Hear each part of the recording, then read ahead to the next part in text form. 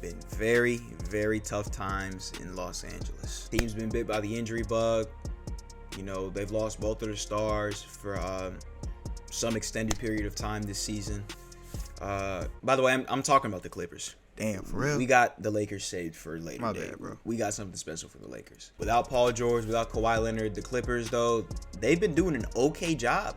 No cap. They've been keeping their heads above water, staying 500, staying in playoff contention, which matches the conversations have been going on about the Clippers and like, what are they doing? Why are they still, why are they trying so hard? They want to stay in playoff contention. And you might be thinking, okay, how are they going to do that without Paul George, without Kawhi Leonard? Well, first off, Tyronn Lue's already been doing a real good job with the team, with the players he has right now. There's not too many coaches in the league that's making a playoff push in the Western Conference, let alone with Reggie Jackson and Marcus Morris leading the helm. But that also leads me to my next point. The Clippers front office, they stayed aggressive.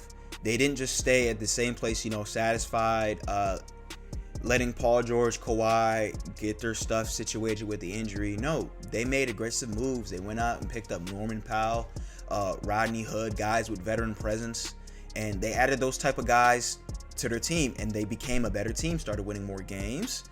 And I think with these type of moves, it says that with the timely returns of Paul George and Kawhi Leonard, the Clippers, they could be setting themselves up to be dark horse NBA champions.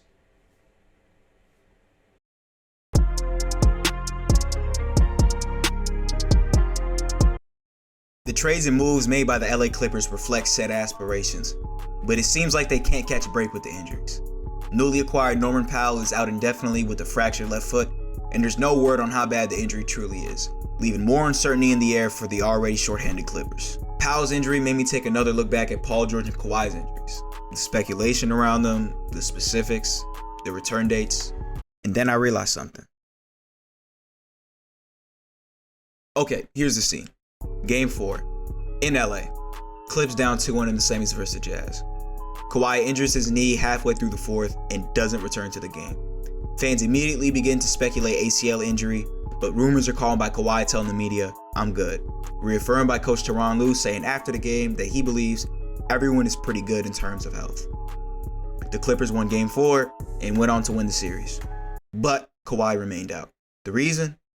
Right knee sprain. Kawhi's injury status to the team was listed as day-to-day, and he would be listed on injury reports as right knee sprain for the rest of the playoffs, when it was released in July 2021 that Kawhi would have ACL surgery. Paul George, in a regular season game versus the Portland Trailblazers, finishes the game but leaves it with an elbow sprain. Following the diagnosis, he misses the next 5 games and comes back to play again, only to re-injure his elbow and be sidelined again. This time, news came out Paul had suffered a torn UCL. This is the same injury pitchers get when they need Tommy John surgery. Regarding his return, no timetable. Norman Powell, a week after he was traded from Portland to Los Angeles, suffers a fractured medial sesamoid bone in his left foot. No timetable for return. You catching the trend? The Clippers aren't letting on to anything at all, it seems like.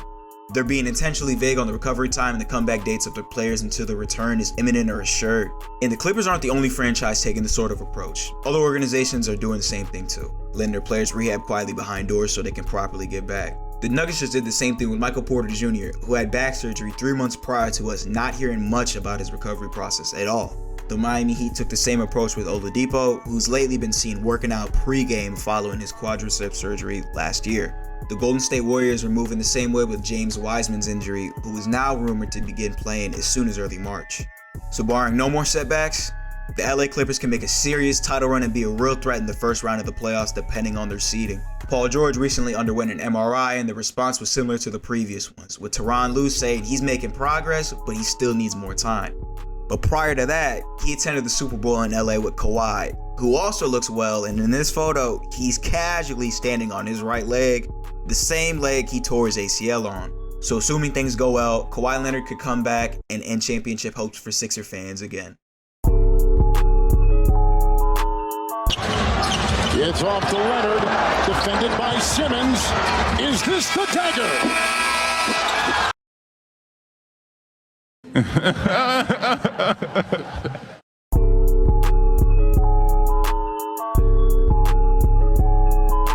care what anybody says. That's a bad shot.